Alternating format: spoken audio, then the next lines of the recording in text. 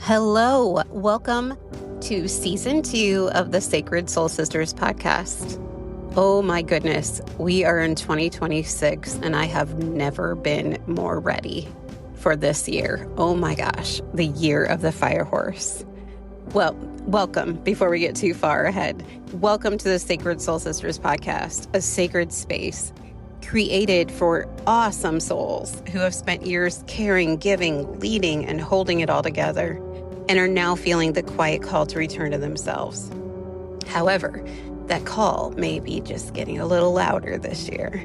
I'm Justina. I'm a Reiki master teacher, healer, nurse for over 20 years, transformational speaker, retreat leader, workshop leader, and this podcast is an invitation to you to allow your inner soul to slow down, soften, receive, and remember who you are beneath those roles and responsibilities and expectations that you've been carrying, but also to ignite the fire within you, to remind you how awesome you are. I'm so happy you're here. So here we talk about real healing, not the bypassing kind, but the kind that meets you exactly where you are. We explore energy, spirituality, emotional release, nervous system regulation, divine support, and what it truly means to live in alignment with your soul while navigating this crazy real life, right? So you'll hear heartfelt conversations, intuitive teachings, gentle practices, and soul-led interviews. They're all designed to help you clear energetic blocks, reconnect with your inner wisdom, and reclaim your vitality without guilt or burnout. Right? Like we are done. We are done messing around. I am so fired up about this year of 2026 and I cannot wait to hang with you this year. So thank you so much for being here. This is the place where you don't have to have it all figured out, but it is the place where your strength is remembered, your light is reawakened. And if this resonates with you, I would love for you to follow the show. Please leave a review. It helps the message reach so many more individuals that need it at this time. You can also visit my website at angelreikijourney.com, scroll to the bottom, sign up for the newsletter to receive soulful updates, upcoming offers, gentle reminders that you are never alone in this path. Come connect with me on Instagram at Angel Reiki Journey and join the conversation, or you can find me on LinkedIn where I share reflections, teachings, and ways to bring this work into your life and leadership. You weren't ever meant to do this alone. You belong here. And I'm so glad you are here. So take a breath and welcome to the Sacred Soul Sisters podcast. Disclaimer, you should always check in with your physician, your psychiatrist, your counselor, or anyone else assisting in your care prior to deciding that you would like to take any of the recommendations, the suggestions, and our thoughts on any of the subjects that we discuss in the podcast. Thank you so much. Hello, beautiful souls. Welcome back to the Sacred Soul Sisters podcast, a space where we come together to awaken, heal, and remember who we truly are. I'm your host, and today's conversation is such a powerful reminder that even in life's darkest moments, there's always a doorway to healing, transformation, and deeper connection. Today, I'm joined by Peter McLaughlin, a certified hypnotherapist and life coach whose journey into this work began after a life-altering leukemia diagnosis in 2003. What could have broken him instead awakened him. Peter went on to study at the American Academy of Hypnotherapy and the NLP Center of New York City, where he deepened his understanding of how the subconscious mind shapes our reality. He's also the creator of the widely followed Blue Sky Hypnosis channel, reaching over 127,000 subscribers and millions of views, and the author of Becoming the Customer, with another powerful book on past life regression currently in the works. But what I love most about Peter's story is not just his knowledge, it's his heart, his dedication to helping others heal trauma, releasing limiting patterns, and truly transforming their lives from the inside out. So today, we're diving into subconscious healing, past lives, trauma release, and what it really means to reprogram your inner world so you can live in alignment, freedom, and flow. Let's dive in. Peter, would you like to introduce yourself, sir? Welcome. Well, thank you for that lovely introduction. I don't think I could better it. So if you're happy to jump right into the topics at hand, let's do that. Awesome. Okay, so if you could just kind of share, like bring yourself back to 2003, Mhm. kind of where you were at in your life, what it looked like. You're also a father, there's a lot going on. Yeah, What kind of work you were doing, and then you find out about the new diagnosis. sure. So all of this happened in the immediate wake of 9/11. I was working a block and a half away from Ground Zero. And I was working there 4 days a week, and then I was working a fifth day building a security guard company that I ended up owning fully and doing that full time. But at the time, I was doing both of these things, living in a 100-year-old house and trying to fix that up on the weekends. We had we had three small children, one of whom was born just a couple of months. The last one was born just a couple of months before 9/11. The two planes that hit the Trade Center flew within a half mile to a mile of our house because they navigated along the Hudson River going south to Manhattan. I had a 2-hour commute in each direction. It was just insane. And I Wow. think this is really, all of these things really pushed me over the edge.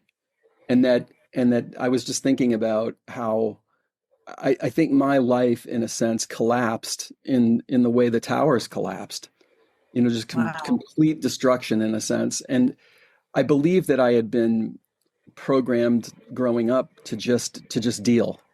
No matter what happened, to just keep going, Yeah, keep going, keep going, which has its value, but it doesn't. If you take sure. anything in life too far, it becomes destructive. And I think that that's where I was, and I think I needed to have this experience. I needed to be hit in the head with this spiritual two by four, which was actually two diagnoses. So I was volunteering to be a firefighter in my local Mhm. town in Connecticut. And the first day it was a physical, very extensive physical. And they said, wow, you're in really good shape for 41 years old at the time. Come back and give blood. Came back and gave blood. Then the alarm bells went off. And they said, we think that you have both Lyme disease and this rare form of leukemia. When I asked them how long I had to live, they said maybe 10 years. And then I went to see a hematologist oncologist who said to me in this very breezy tone, um, she said, we don't know what causes this and we don't know how to cure it. And I looked over her shoulder. She looked like she was about my age. I looked over her shoulder and I could see pictures of children, small children about the ages of mine behind her. And I thought, doctors have like 10 minutes for you. She's raising kids and trying to be a doctor. Is she going to be able to figure this out? And I thought, no, she's not. She's not going to be able to figure this out. I'm going to have to Right. go down a different road. And so in my way, I thought I'm going to have to figure this out myself, which was part of, I think, Yeah. my. And so I started researching, and the more I researched, the more I was drawn away from the purely physical cause and effect of things into the power that the mind has over the body.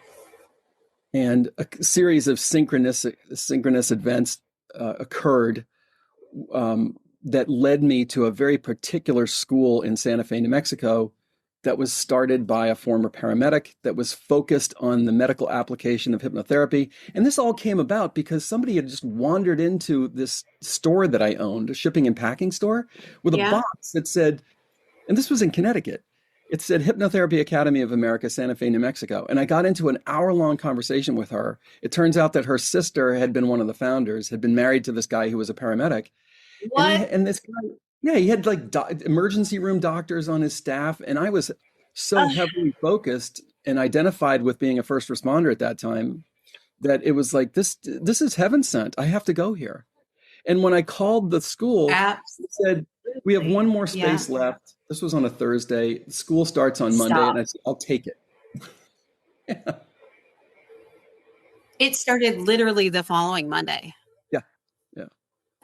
I'm, you know, some things are very divinely guided, aren't they? Hey guys, I wanted to jump on real quick and tell you about something. So, Spirit has been gently and consistently guiding myself and my friend Norma to share the importance of developing a backup way of communicating for what's ahead. So, there's been an energetic transmission coming through for a little while now that suggests that forms of communication we are used to, such as the phone, email, internet, all of those things, may experience some interruptions. So because of this, we are being invited to dive in a little deeper to the understanding of telepathy, what that truly is, and whether it's real, why it matters, how it can support you in navigating a world that can sometimes feel overwhelming and unpredictable, kind of like now. Yeah. So this is about, kind of peeling back the layers and connecting into that innate ability that all of us have. One that may become not just helpful, but maybe essential for a little while. So join my friend Norma and I for this incredible remembering workshop. It's May 14th, 2026. It is free. It's 90 minutes. It is on Zoom at 6 p.m. Central Time, 4 p.m. Pacific.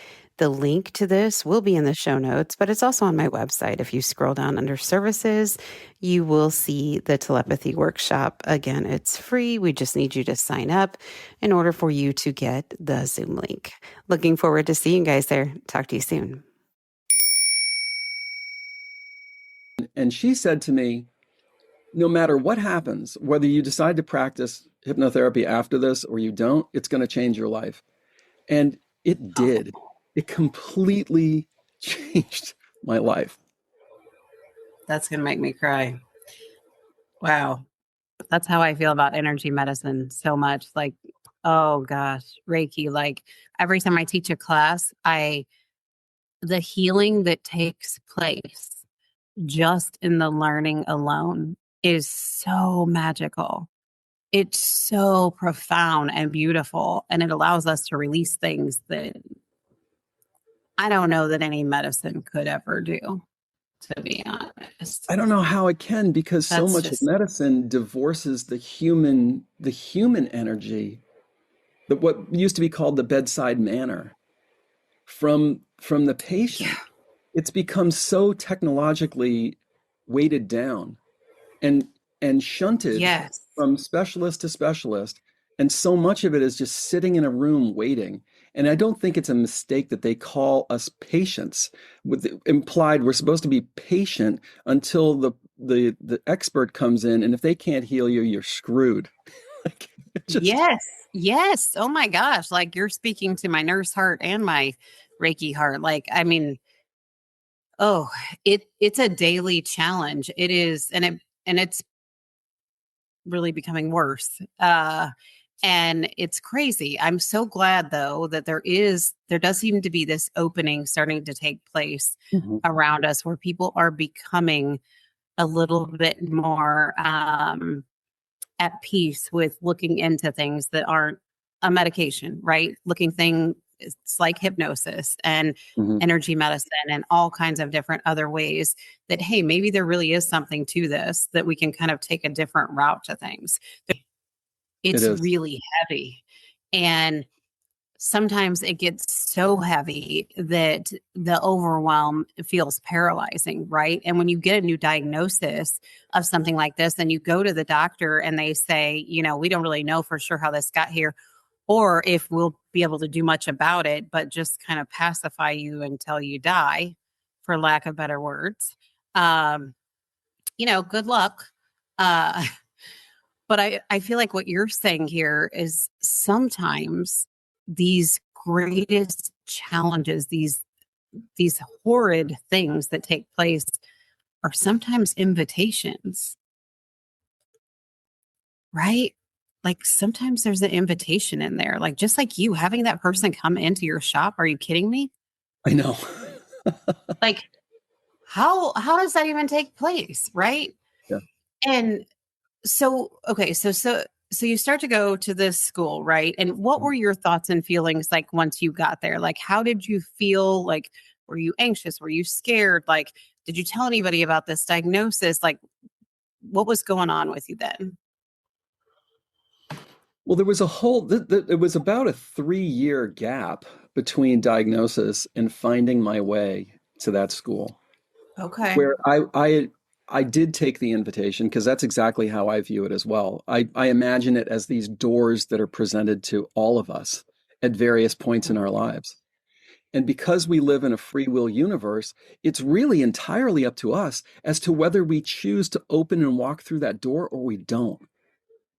And I'm convinced that I had multiple doors presented to me prior to the one that involved leukemia and Lyme disease and 9/11 and all these things. But Really? but Okay. that I didn't listen. I just Mm-hmm. kept walking by, kept whistling as I walked past the graveyard or whatever. And this one had to be Right. so intense because I wasn't listening to the other invitations. So Mm-hmm. I and those 3 years also involved being trained as and working as an EMT and a firefighter, where, as you know, you're face to face with life and death. That's what you Right. do. And Mm-hmm. having those experiences, I think, helped to shift my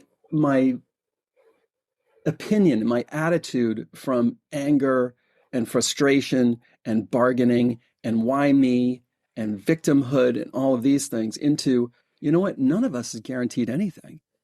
Isn't it mind blowing? No pun intended.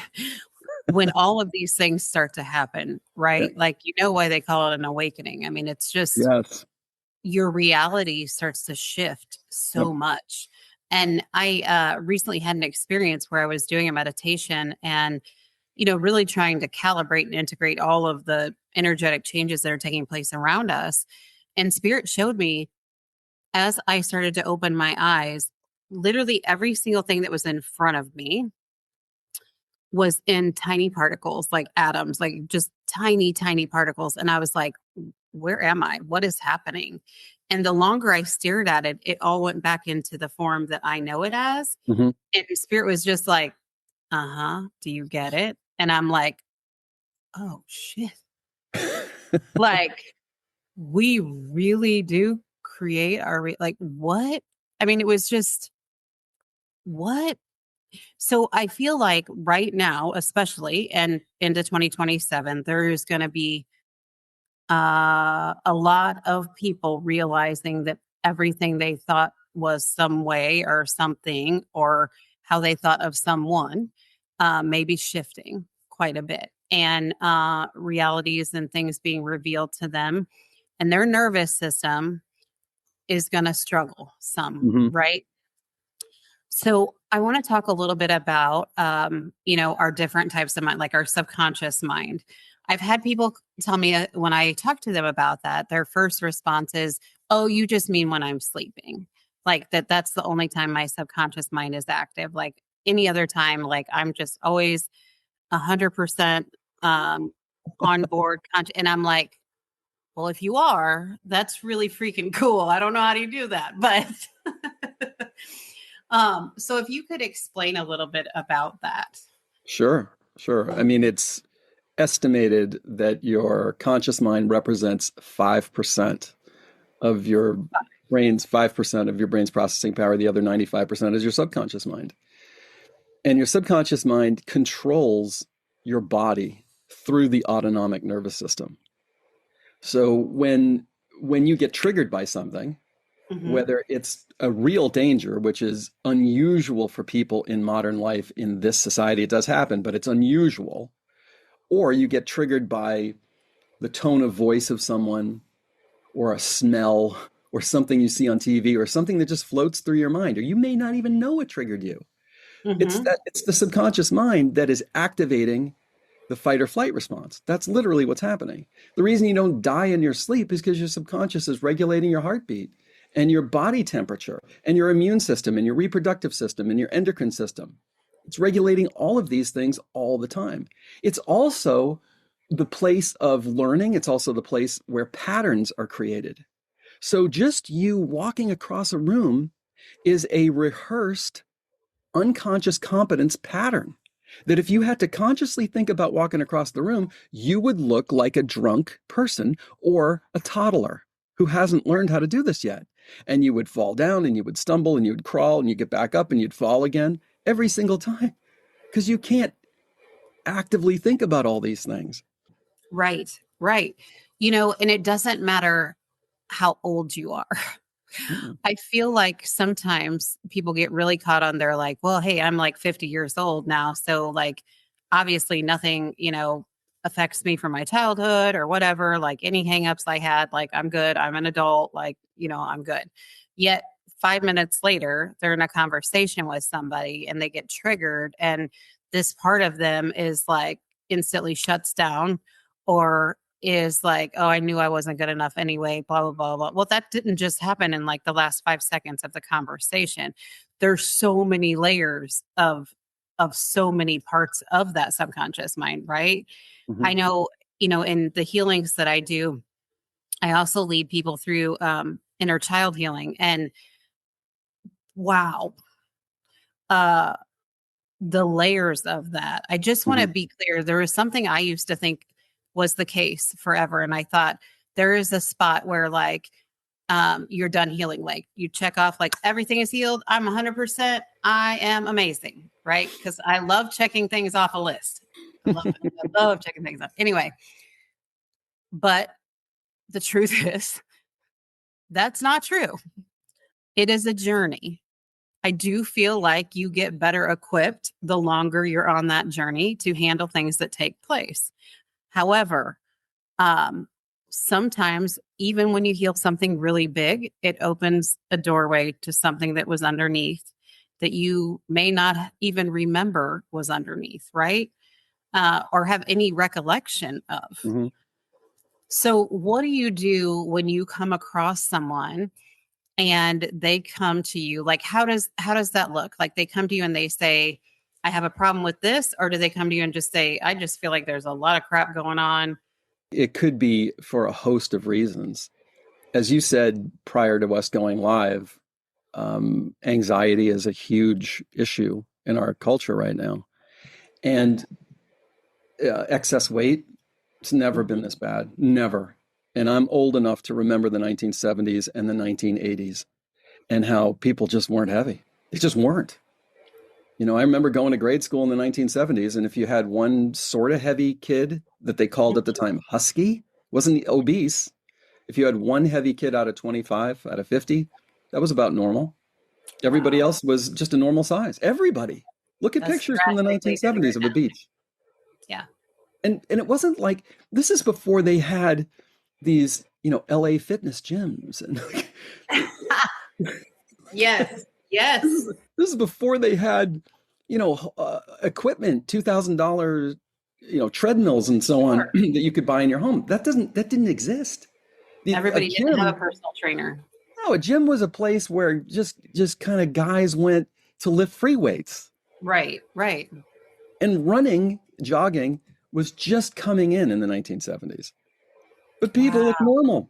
They looked at least their weight healthy.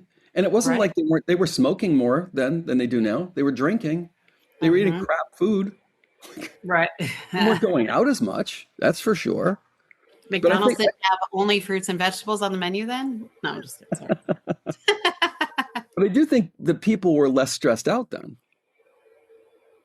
Yeah. I think the economy supported people, the average person, better than it does now. You didn't need two people working in every case. You're right. Yeah. And the other thing too, getting back to the subconscious mind, is that its job is to protect you. And it has no concept of time. And it has no concept, it can't distinguish between what we consciously say, oh, that's fiction, or oh, that's fact. And the proof of this for anyone listening is if you go to a movie and it's a chase scene, or it's people are getting shot at or whatever, it's a horror movie, you're going to get a nervous system activation watching that film. Your heart's going to start beating rapidly as your blood pressure goes up. You're going to dump adrenaline and cortisol into your bloodstream. You're going to feel your muscles tense up. Maybe you're going to start sweating. You might start crying. You might grind your teeth. Mm-hmm. Why? Because your subconscious mind cannot distinguish. It thinks it's real. And so it's producing a sympathetic nervous system response, fight or flight, in your body. The advertising for those movies recognizes this. They call it a seat of your pants roller coaster thrill ride. They know that they're activating your nervous system. And when your nervous system is activated, it doesn't matter whether there's a real emergency in front of you You're Right. imagining it or you're watching a representation of it on the news or in a movie. Your body's going to respond as if. And I don't know that we were created to process No. information so quickly as well. Like the kids with, well, and adults for that matter, with social media and how fast everything goes through, just even in the shortest clip that you watch, how fast everything is moving. I just don't know that we were made for that. And I feel like it has to be having an effect, right? Absolutely. And to me, when it comes to something like weight loss, this is one of the keys. This helped me in my own life, is thinking, okay, what was it like in the 70s? Number one, what did we do? Because I Right. lived through it. And what did our more distant ancestors do? In other words, how has evolution changed our bodies? Yes. And what did people do, say, before farming? Like how were they living then? And and then the thing that really interests me now is light. When I think about light, like you read in the Bible, and there's so much about light. And Mhm. what has happened even since the 70s with light? Well, we didn't have laptops. We didn't have cell phones. That's all light. And it's an aberrant light. It's not the light of the sun, it's a blue Right. light. It's It's not the the reason I sun. think you might be wearing them too. I'm wearing blue light Mhm. blocking glasses Yes. right now Yes. Yes. to try, because you know better than I do how the blue light messes with your endocrine system. Yes. It messes with your hormones. Which And is we don't think that that's crazy. involved with the physical representation of our body in terms of weight, not to mention all the other functions of our body, energy, weight, uh, you know, your sex hormones. Male Mhm. testosterone is plummeted like by 50% in the last 20 years or something. This crazy number. No one knows why. And I think, well, maybe we should look at how we're designed to live and how we're actually living. I don't think there was a lot of people that had vitamin D deficiencies and all of those kinds of things either. I think that that's something that's really come to mind. Well, spirit has helped with that too. But, some of my clients specifically, I don't ever diagnose or anything like that. I want to be clear there because I'm not a physician. But there will be times spirit will come in and be like, you need to ask them when the last time that was they went outside. And I'm like, well, they went outside to come in here. Obviously, I'm always arguing with spirit. You'll have to forgive me. But thank God they're so sweet with me. Uh, and they're like, no, I mean like outside, like actually walked outside by a tree, like ask them. And I'm like, okay. And every single time I do it, half the time they can't even tell me the last time, which is Whoa. mind blowing to me. But in addition to that, if they do remember a time, they're like, well, last summer we had like a cookout thing I went to, and I'm like, wow, the sunshine, the actual sunshine is so good for so many things, but even more so for our body, like our emotional health, our mental health, like everything. We need the sunlight, just like a plant. Like we need the sunlight. So, public service announcement: go outside. Yeah. Sorry, And didn't mean to get on that take off your sidetrack. sunglasses. Yes, yes. There's just something magical about, well, not even magic. It's just science. Like we need it. And especially in times like this where everything is going 999 miles an hour, like get yourself outside, hang out with a tree. And I said it earlier that, and I'm certainly not a biblical expert, but there's so much reference in the Bible to light, Mm-hmm. the Mm-hmm. light of God versus the darkness. Yes. And I guess I would assert that if you're indoors and you're in artificial light, particularly when we switched over from incandescent to LED, Mm-hmm. that you're kind of in the darkness, maybe even worse than the darkness. That we didn't evolve to be looking at LED lights or at blue lights from our screens.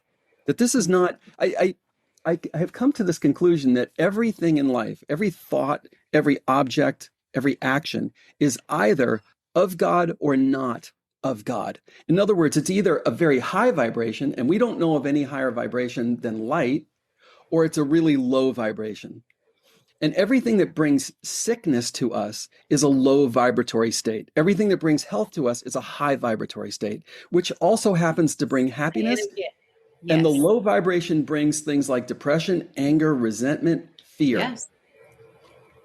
And we're living in a sea of influence in a way that we could never have been influenced before because of technology. I remember I love history, and I remember reading many historians talking about how powerful radio was for the Nazis, because for the first time, a leader like that, like Hitler, could reach so many different people at the same time. That wasn't possible prior to radio. Prior to radio, you'd have to give a live speech or have it written in a newspaper. People would have to attend or read the newspaper or whatever. You're right. Where are we now in terms Wow. of a media diet? We've come to the point where we realize that eating certain kinds of food or putting certain kinds of chemicals on our skin are deleterious to our health. Most people are not aware that what goes through their ears and through their eyes is affecting them just as, if not more dramatically. Yes. Yes. Because we were not meant to be privy to a tragedy on demand 24/7, 365. We weren't designed for this. We were designed to go into that sympathetic fight or flight response when our lives were really threatened for very short period of time, not constantly. Not constantly, for sure. So something else that has been coming up a lot, and I'm sure you deal with this in your practice, I'm sure, but is limiting beliefs, people becoming a little bit more aware, or that they have them, or they're talking to a mental health therapist, which I feel like that is way more than it used to too, because they have to go somewhere to get some help because of the overwhelm that is around them, right? So if you continuously, and we talked about this briefly before we got on recording, but if you continuously surround yourself with the same environment, like I have patients in the hospital that I'll come in, right? And, I'll do their assessment and things, and I'll say, you feel kind of down, or are you doing okay? Do you feel upset? And I'll look over, and CNN is running continuously on their TV, and I'm like, and their phone. They have their phone, like one of the news station is running, and then on the TV, CNN. And I'm like, okay, so let's try first to turn this off. It's not good for you to watch this 24. Well, I need to stay informed. Well, I appreciate, and while I do agree, you want to be informed to a certain extent, but you're not made to take this information in 24/7. Please don't do this to yourself. It's not good for you. It's not good for your physical body, your emotional, your mental, all of that. Aside from that, not sure how I got sidetracked on that, but You were talking about limiting beliefs. yes, thank you. The limiting beliefs. Talking about, I can never get past, getting like more than $1,000 a month in my job. Let's say somebody is an entrepreneur and they're in a job position and they're like, I can just never break past $1,000. Well, once it happened, but then I knew it was going to go terrible afterwards, and it did. It exactly did. And you hear that a lot. People say, well, I knew it was going to go wrong. I was just waiting for the shoe to drop. And I feel like even with limiting beliefs, you also have like self-prophecy beliefs that take place. Would you agree? Yeah, of course, definitely. I mean, the subconscious mind is a hypnotist would call it suggestible. Okay. And people give these examples all the time. Like you can have a room full of people close their eyes, and you can just say, I just want you to imagine a lemon.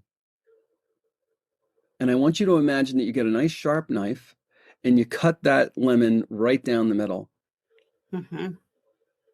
And then you cut it into quarters, and then you bring a quarter of that lemon slowly up to your mouth so that you can smell everything about that lemon. And then you place it in your mouth and you bite down and notice everything that there is to notice about this lemon, including a little bit of it dripping down your chin. And so many people, most, would be actually able to taste the sour aspect of that lemon. I already am salivating. Yes. Not even my dang lemon. Yeah. So now, so that's, there's no lemon in the room, just to be clear, if somebody's listening on Spotify. Right. But that's how powerful your mind is. So imagine, get back to that patient that's sitting in that, lying down on that bed with CNN. What is a constant drumbeat of tragedy and things that you should be frightened of and things you should be afraid of and things you should be worried about or angry about? What kind of effect is that having on your physiology? Because it is true that your mind and body are connected. Yes. Yes. And there's people that truly do not agree with that. But they don't agree with that statement, or they just don't think it affects them. They feel like, no, my mind is completely separate from my body. Like it is a mental thing, and my body is a physical thing. Like they can't put the two together. Yeah, I've had some. Okay, so if that same person were to hear what I described before about, have you ever been to a movie? Yes. Have you ever had a physical reaction in a movie? Have you ever cried? Have you ever gotten angry? Have you ever felt your body tense up? Have you ever felt your heart beat more rapidly? Have you ever gripped the armrests? They would say no. No, they probably would say yes. After I would say that.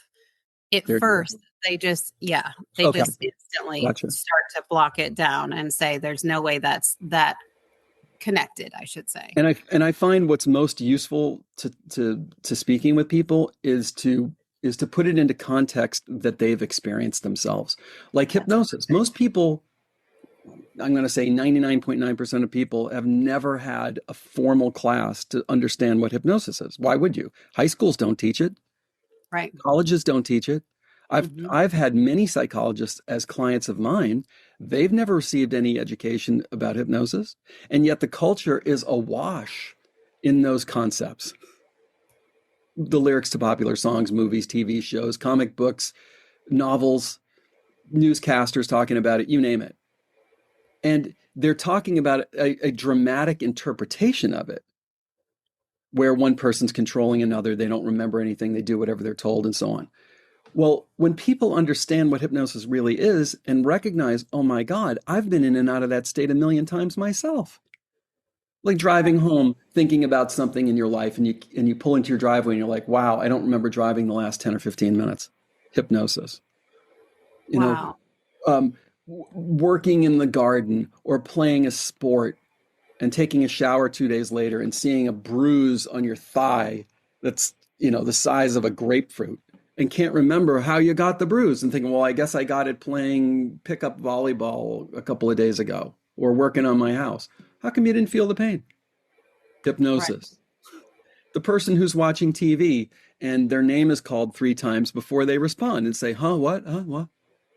Nothing is wrong with their hearing. Their focus was just so tightly invested in what was happening on television that they entered a hypnotic state. And when people recognize that's what hypnosis is, they're like, oh yeah, I go in and out of that state all the time without a hypnotist present. Right. The person who says, I would never let myself be hypnotized, I'm going to go back and watch the rest of this football game, or I'm going to go watch, America's Got Talent or something. You're in a hypnotic state, dude. I guarantee you. This is one of the reasons that advertising works so well. There's a reason why corporations have spent billions and billions and billions of dollars every year on advertising. It's not because it doesn't work. It's because it does work. Even if we try to work on change within ourselves and we go for hypnosis sessions, or we go to therapy, or we go to this, if you never change your exterior environment, that's what we had talked about before, there's a good chance that's going to be really freaking hard for you to hold out to, right? So say you go to therapy because you're so overwhelmed, yet you keep going home and turn the news on your phone on one channel and the news on your TV on the same channel, and you just subject yourself to the same exact thing over and over. Like, you have to be an active participant in your healing process. You have to be willing to make changes within and without, would you say? You do. It's like going to a gym and paying a trainer to lift the weights for you. Wow. Because it's hard to lift the weights, and I'd rather pay somebody else to do it for me, but I'm not going to build any muscle if I do that. Right.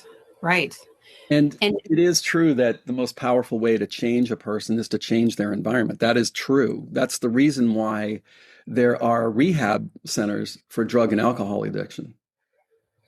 And I would also say that these are important, but they are also external. You got to change things on the inside. Right. Because you're dealing with, I mean, if you have a broken bone or a cut or something like that, you're really largely thinking about, you've got an exterior problem, let's say. Okay. Mm-hmm. Most problems that we have as humans are internal problems. Right. They're deep in our subconscious mind. And applying external solutions to an internal problem is not enough, usually. It's right. part of it. It's part of it. Yes. I agree. But making those internal changes is, in my opinion, really the gold standard. You know, that we're all essentially carrying around some degree of wounds from our past. Yes. And it's important to understand, I think people might appreciate this. It's important to understand that the subconscious mind has no concept of time. Everything is now. And its job, as I said before, is to protect you. If you put those two facts together, in my opinion, it's just me speaking, you've described PTSD. So the soldier could be 15 years out of the military, not wearing the uniform anymore, You're right. 5,000 miles away from Fallujah, but still get triggered. You're right. Over and over again. Why? Because the subconscious has no concept of time. And until that trauma is healed inside, you're going to continue to have that experience. And the best they're going to be able to do is manage it. That's what our culture is all about. When it comes to anything chronic, they're all about management. They're not about healing or curing. They're about managing. Or pacifying it. When I was an EMT, I felt really good about taking patients to the hospital when they had suffered a physical trauma. Absolutely.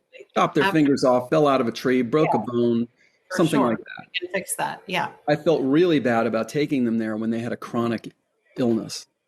Yeah.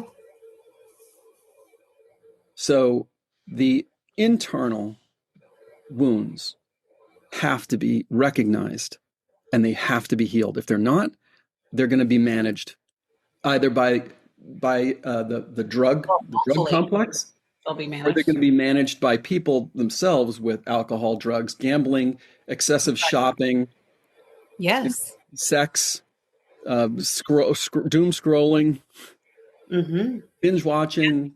You know, you pick your poison, or overeating. Yes, It's going to be one of those things that they're going to find themselves pulled to, because that thing is going to offer a short-term palliative effect. It's going to distract them. It's going to give them a little bit of pleasure. And then they're going to have to return to it because that underlying pain has not been addressed. Yes. Yeah, absolutely. And like you said, it doesn't matter what age, whatever event took place, what age, whatever wound created, and what age you are now. That there's no correlation, because like you said, the subconscious mind sees it as now. Yep. Right? And it's the same with a past lifetime. Because the subconscious has no concept of time, which incidentally mirrors the quantum truth. So quantum physicists will tell you there is no time. It's an illusion created by a planet rotating on its own axis, giving us night and day.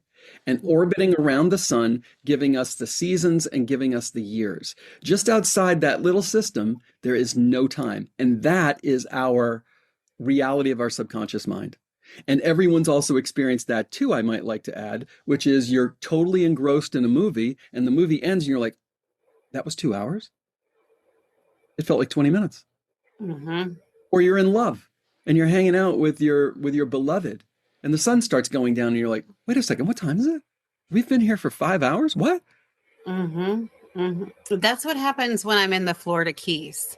No concept of time. I'm pretty sure like as soon as you start to enter the Keys, like there's a veil that I go through and then no longer do I know what time it is, that it's getting late. I have no concept of time. It's like, it's so chill. Anyway, off subject, but okay. So say you have a client that has a limiting belief. Mm-hmm. Okay.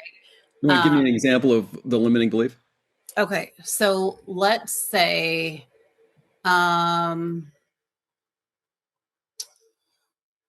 maybe I will never lose weight or I can't stop smoking. Like I've tried, I've done everything I'm supposed to do.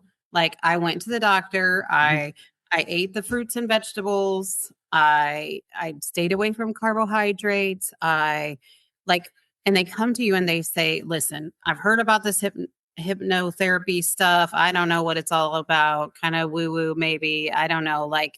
But is there any way you can help me? And then tell me how you take them through that. Okay. I'm going to bring you and the listeners, viewers back to that concept of the human being, conscious mind riding the elephant, subconscious mind, 5% of your mind versus 95%.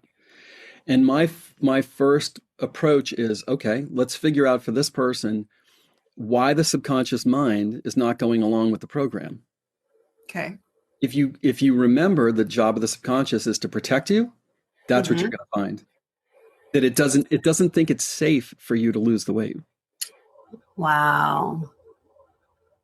Okay. And President Lincoln during the Civil War said, a house divided against itself cannot stand. Well, your conscious mind divided from your subconscious mind cannot succeed. They have to be aligned. So if you were, let's just take a hypothetical example. Let's say that you were sexually assaulted, or you even felt threatened by that earlier in your life. Could have been childhood, could have been when you were younger. Your subconscious may have decided that to keep you safe, it's got to keep the extra weight on you, like a suit of armor, like a barrier between you and a would-be attacker. And maybe it decides that you're not as attractive to a would-be attacker if you have this extra weight. Well, how does this work? If this massive part of you that's devoted to protecting you has decided that to keep you safe, it's not going to allow you to lose that weight, or it'll let you get to a certain point and then it will stop you. Or let's give another hypothetical. Human beings are herd animals. We're more like dogs than we are like cats. How do you feel if you've ever been, or you just imagine yourself wearing an old t-shirt and cut off jeans and you're at a black tie event? How would that feel? Wow. Yeah. Right? Look at high schools. No one has to tell the kids how to dress. They all dress the same way. Yeah, they do. And they do this because we are herd animals. We all think that we want to stand out, but we feel very uncomfortable when we do.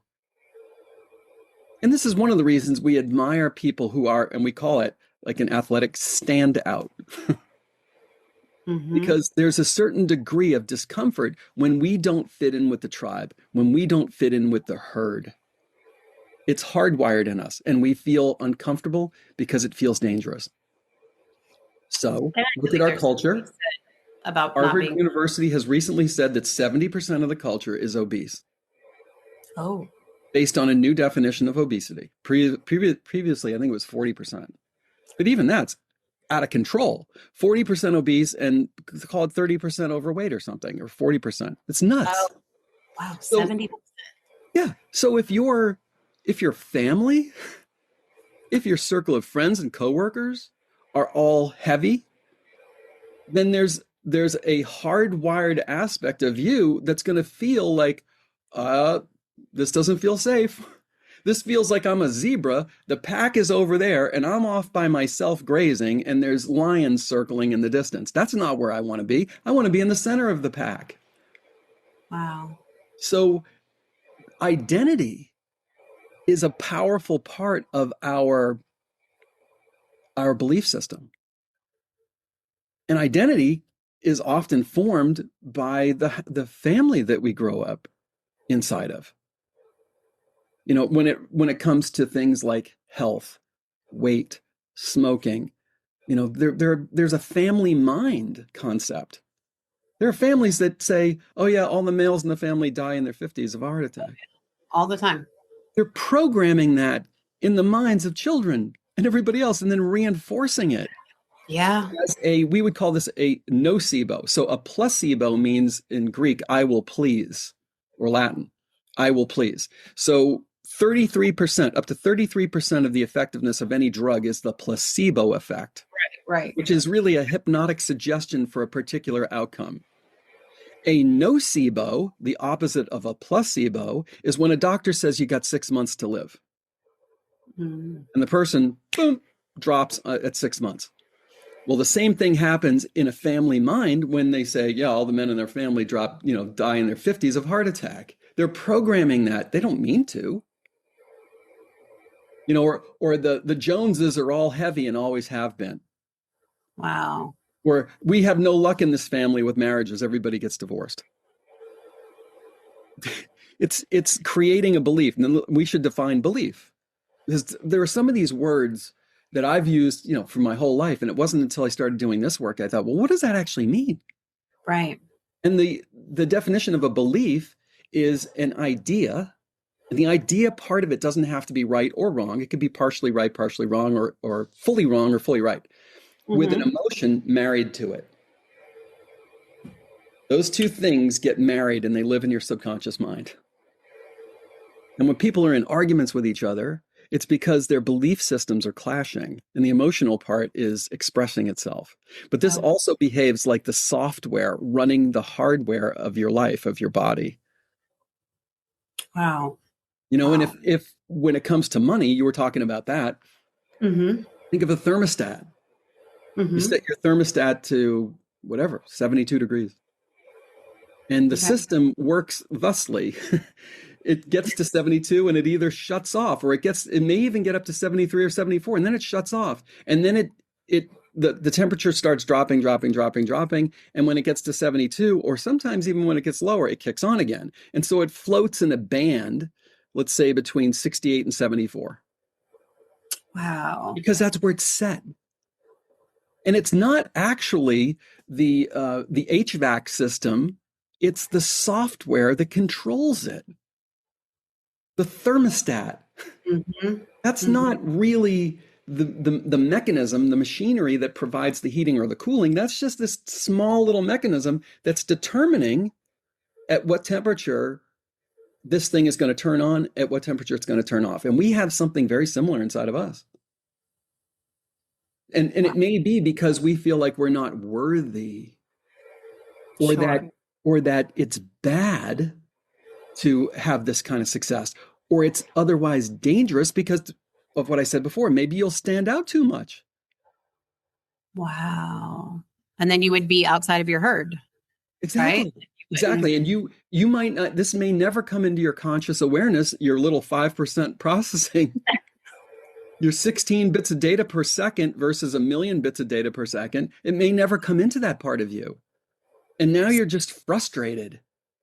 Right. And you start saying, why does this always happen to me? And then the job of your subconscious is to answer those questions. So it might be, well, you're stupid, or this is just the way it is. You're unlucky. You're a bad person. And you're just getting that hammer. You're not capable. And so you latch onto that as a belief, which again is just an idea and an emotion that get married. Doesn't have to be true, doesn't have to be false. Right. But as long as you believe it, for you, it is true. And like attracts like. So darkness and evil will attract darkness and evil. Light and goodness and gratitude and forgiveness and grace will attract the same thing in terms of your health.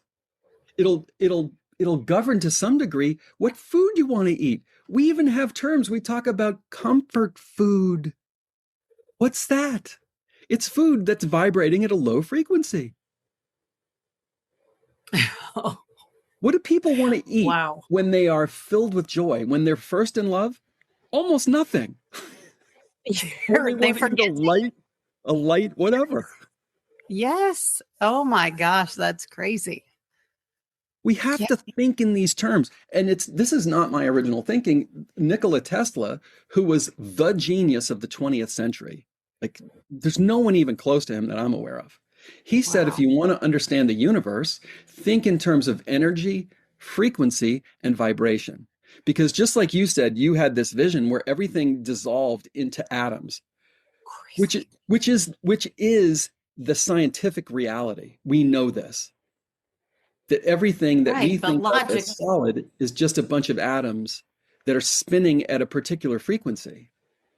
So if you want your life to be better, you have to vibrate at a higher frequency. And that means you get in the sun. The sun vibrates at the highest frequency we know. 100 years ago, when people were sick before antibiotics, they brought them out in the sun. You know, if you're depressed, doesn't it make sense that you would move away from things vibrating at a low frequency and get yourself to where it's vibrating at a higher frequency? Is it a mystery that when people take vacations, so many people go like you to the beach?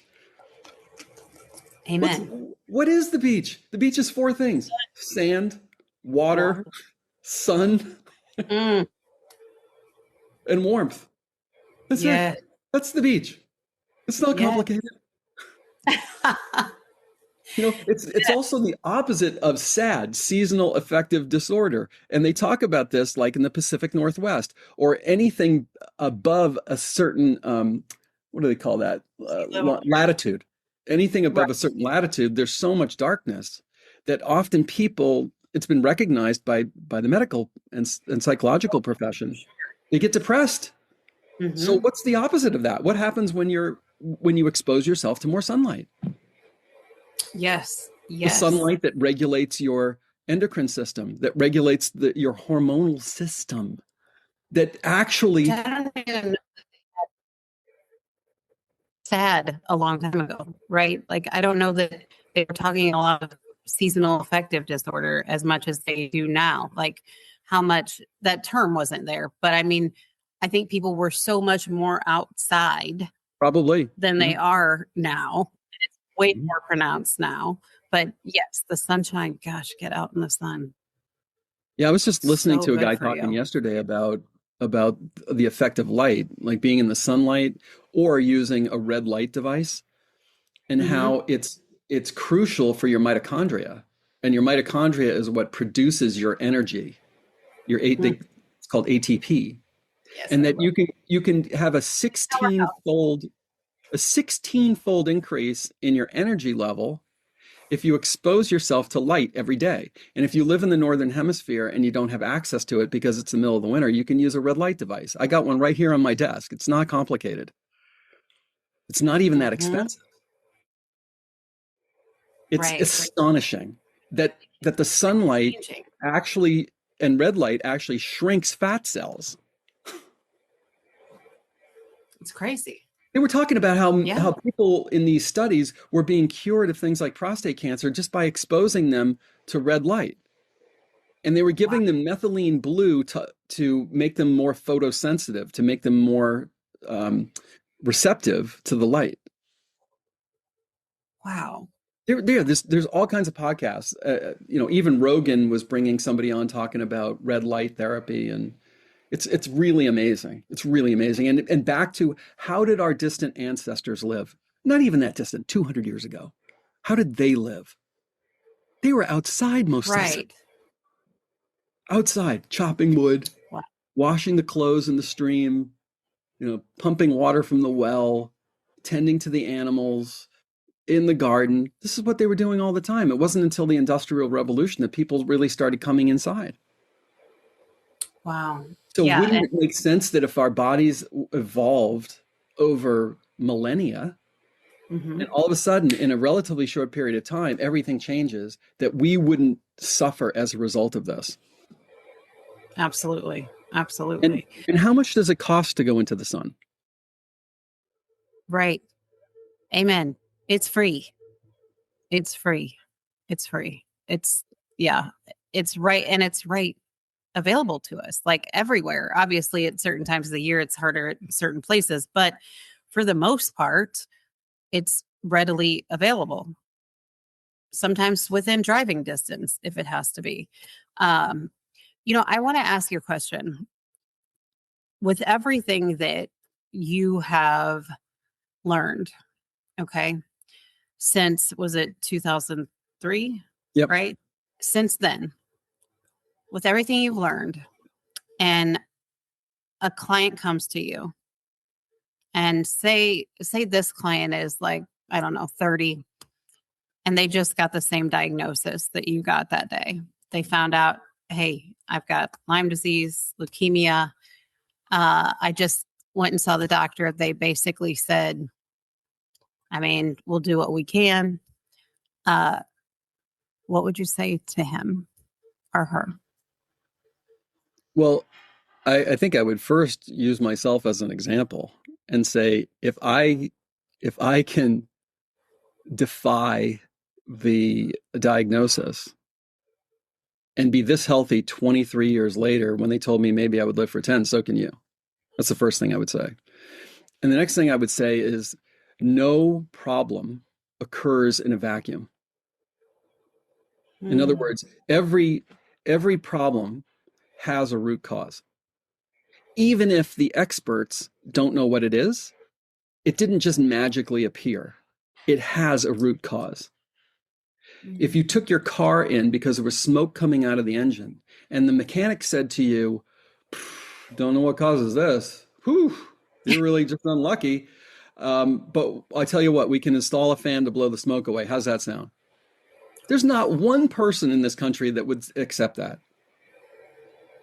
But we're Wow. essentially accepting the same thing when it comes to our bodies. Wow. And people denigrate so-called woo-woo, but the Well, real magical thinking is that a problem occurs in a vacuum. No, no. Your roof is leaking? I have no idea why. I don't know. But you can put a bucket underneath it. Come on.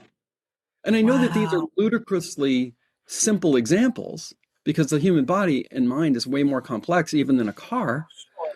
but the Sure. principle holds true. And this is not a new principle. I'm not sure if you're familiar with it, but there's something called the seven hermetic laws or seven hermetic principles. Hermetic just means hidden, and they govern the behavior of the Okay. universe.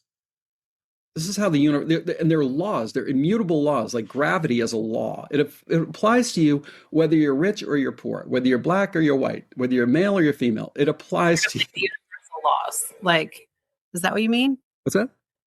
Like the universal laws? Universal laws. Right. Okay, got it. Yep. Right. And one of the laws is cause and effect. Every effect has a cause. Yes. It's immutable. Nothing occurs in a vacuum. Everything, everything has a cause. And if you want to solve a problem, and we all understand this from our own lives, you got Right. to get to the root cause. You don't walk around and just chop the heads off the dandelions and think you've eradicated the dandelion. Because the next day it's going to be there again. Yep. We all know this. It's like common sense. Which, But sometimes in that immediate moment where you're freaking out, you've just got this diagnosis and your brain is like, I'm terrified. I'm terrified. Like your nervous system is in fight or flight. Like, I don't know. I mean, I went to the expert, right? The doctor, they told me like, oh my gosh. Um, so being able to have somebody like you to go to be able to give them perspective on, hey, let's just take a minute and let's look at it this way yeah, is and the other thing I wonderful. might say to them is all of us, you, me, your doctor, everybody. We're all basically advisors. I think it's best if you're the general, if you're the president, and you listen to your advisors, and then you make a decision that is right for you based upon your circumstances, your wishes and desires, and the information you hear.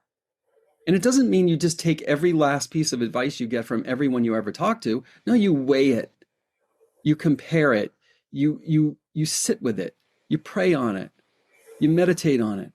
And I personally don't think the best decisions are made in haste. Right. I don't think that they're made when you're in a place of terror and fear. Right. And I know from firsthand experience how much fear I had.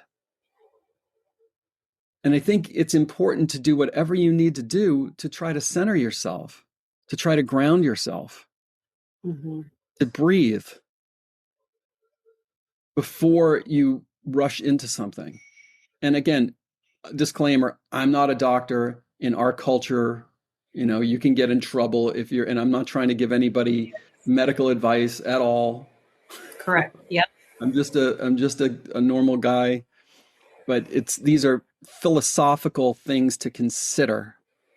Yes. And I do think that the individual always in every form should be primary. That the rights of the individual should be respected in terms of understanding what they're getting into. Right. Informed consent, we call it. That no one should ever be pressured into something. That they should enter into it of their own free will. These are things that I believe in.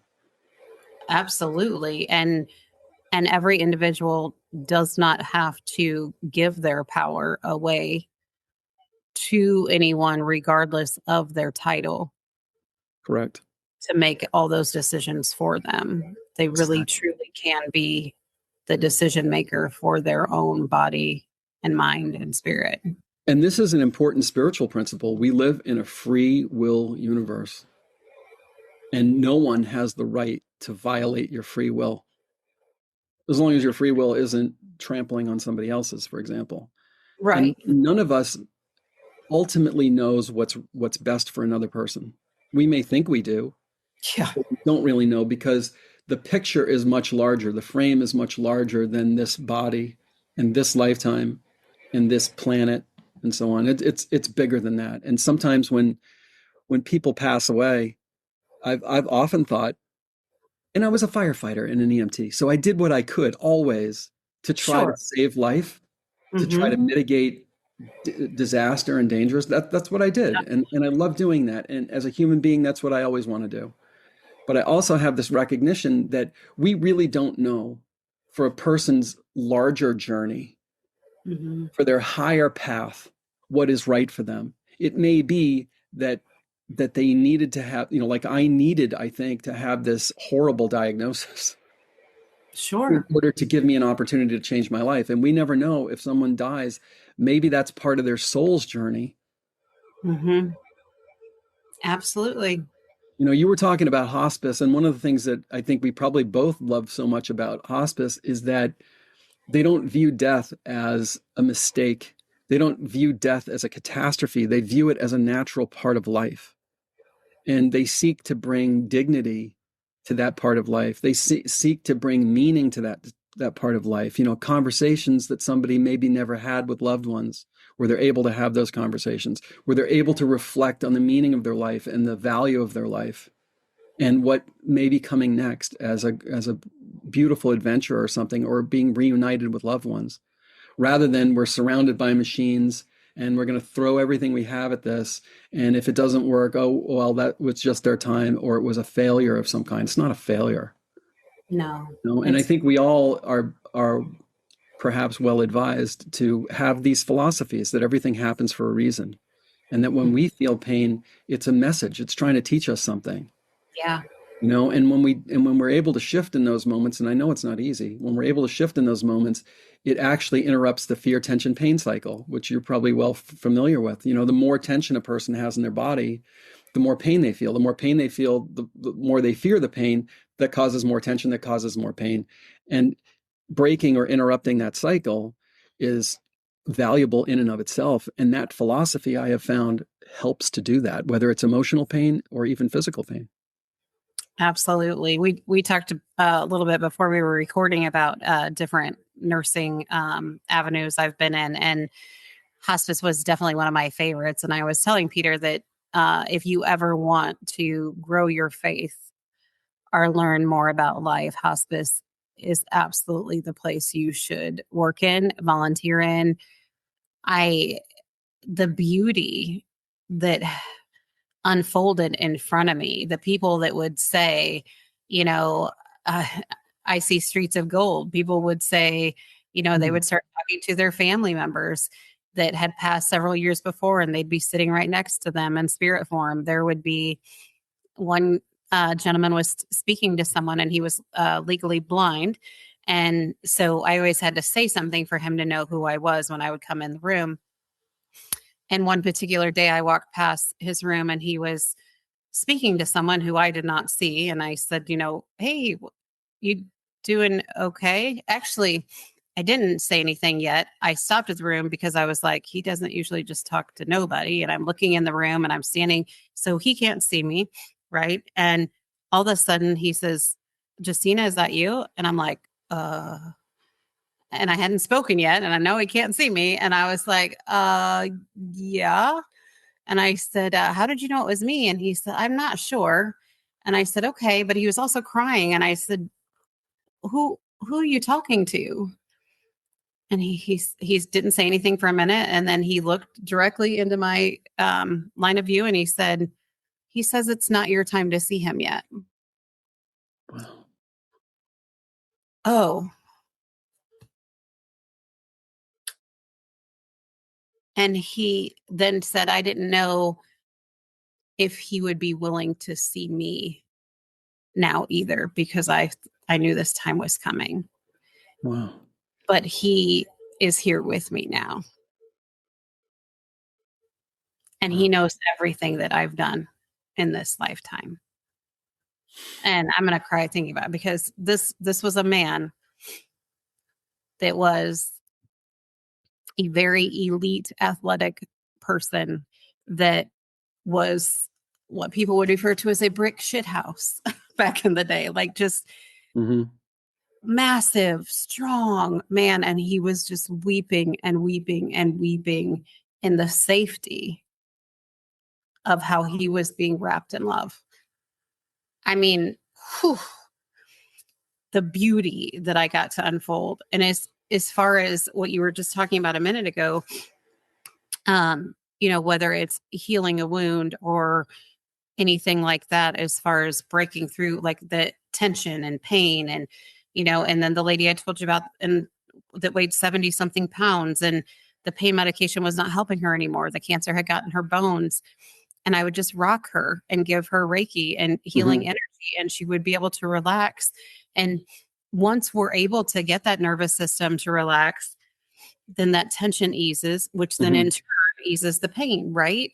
So is chronic pain also something that you could work with in hypnotherapy? Yeah. Wonderful. Yeah. Absolutely wonderful. There's so many avenues, it sounds like, that hypnotherapy can help so many individuals. Yeah. How does somebody get in touch with you if they'd like to work? And do you work with people outside of Florida, or? I do. Yeah. Okay. Yeah. I'd say probably 70% of my sessions are remote. Oh, okay, great. And because of my YouTube channel, I get people coming literally from all over the world. Usually English-speaking countries, but not always. Sometimes people from other, say, European countries will come. So it's really cool. So blueskyhypnosis.com is my website. That's how to get in touch with me, how to book a session if you want. And then same name for my YouTube channel, Blue Sky Hypnosis. Okay, my great. YouTube channel. And I think I have 270 or 280 pieces of content there on all kinds of topics. So you can try it out if you want. You can read the comments, which I always suggest that people do, because people who comment write the good, the bad, and the ugly, everything right there. Right. I hear that. Yes. Oh my goodness. Well, let's just take a second and take a deep breath in and out, and our hands on our hearts of gratitude for Peter being with us today and sharing his beautiful story and his energy. Thank you so much. So much. This conversation, it's such a beautiful reminder that healing isn't about just fixing yourself. It's about remembering who you were before the world told you who you had to be. It's about going deep into healing things, the root causes of things. And Peter's journey shows us that even in moments of deep challenge, there's wisdom, there's awakening, and there's always a path back to yourself. And you don't have to do it alone. You can go to someone like Peter and be able to be guided through this process. So if this episode spoke to your heart, I invite you to share it with someone who may need this message, because healing is amplified when we walk this path together, and we weren't meant to do it alone. And if you're feeling called to go deeper in your own healing journey, whether that's through subconscious work, energy healing, reconnecting with your soul's truth, just know we are here for you. Thank you so much, Peter, for sharing your wisdom, your story, and your light, hint, hint, with us today.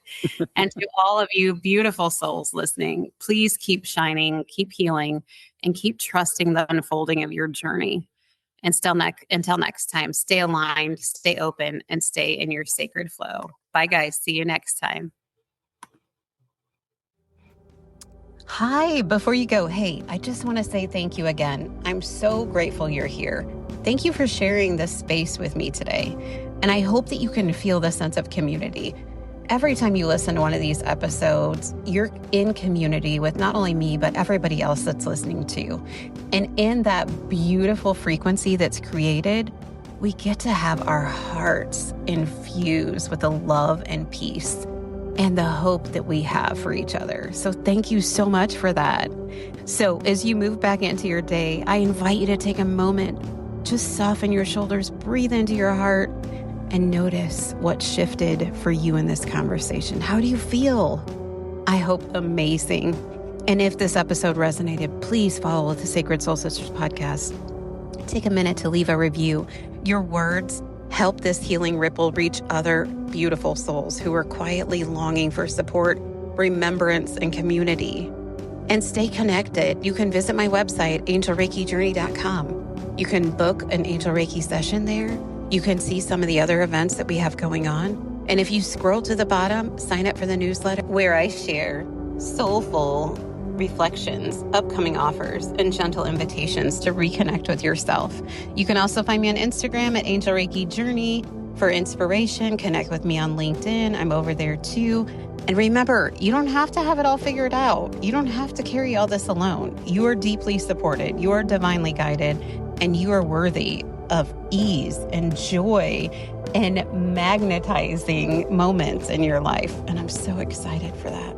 Until we meet again, take care of your beautiful heart and know that it's okay to choose yourself.